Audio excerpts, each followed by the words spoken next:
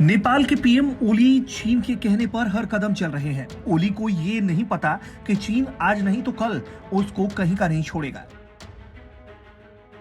नेपाल के एक वरिष्ठ पत्रकार बलराम बानिया की संदेह परिस्थितियों में मौत हो गई, जिसके बाद नेपाल की ओली सरकार पर कई सवाल उठ रहे हैं।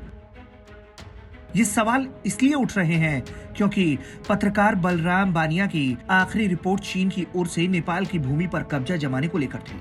नेपाल के विभिन्न पत्रकार संगठनों ने नेपाल सरकार से बलराम बानिया की संदेहास्पद मौत की निष्पक्ष जांच की मांग की है। 24 जून को बलराम ने कांतिपुर में एक खबर छापी थी, जिसमें नेपाल के उत्तरी सीमा के पास कई स्थानों पर चीन की ओर से अवैध कब्जा किए जाने का बात का जिक्र था।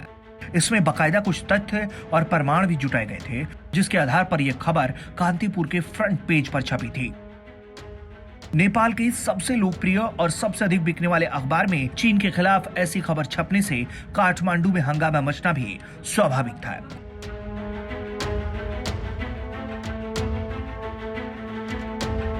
ये खबर ऐसे समय में नेपाली मीडिया में प्रकाशित हुई थी जब नेपाल सरकार, नेपाल की ब्यूरोक्रेसी, अधिकांश मीडिया चीन से प्रभावित है और नेपाल भारत पर अपनी जमीन कब्जा करने का आरोप लगा रहा था।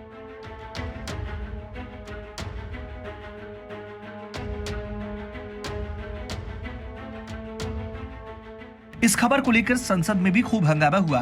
नेपाल के विदेश मंत्री प्रदीप ग्यावाली को नेपाली संसद के ऊपरी सदन में सफाई देनी पड़ गई। उस समय ग्यावाली ने कहा कि नेपाल की 1 इंच भूमि पर भी चीन का कब्जा नहीं है और यह नेपाल चीन संबंध को बिगाड़ने की मीडिया की चाल थी। इतना ही नहीं, विदेश मंत्री ग्यावाली ने यहाँ तक कहा कि चीन के द्वारा जिस गांव पर चीन का कब्जा होने की बात उल्लेखित है, उस गांव के लोग अपने मन से चीन में विलय हो गए। मंत्री के इस बयान की विपक्षी दलों ने जमकर आलोचना की थी।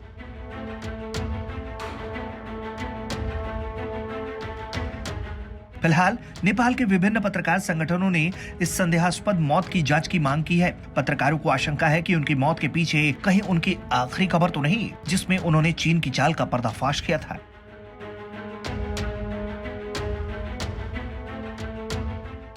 नेपाल पुलिस उस मौत को आत्महत्या या दुर्घटना बताने की कोशिश में जुटी है,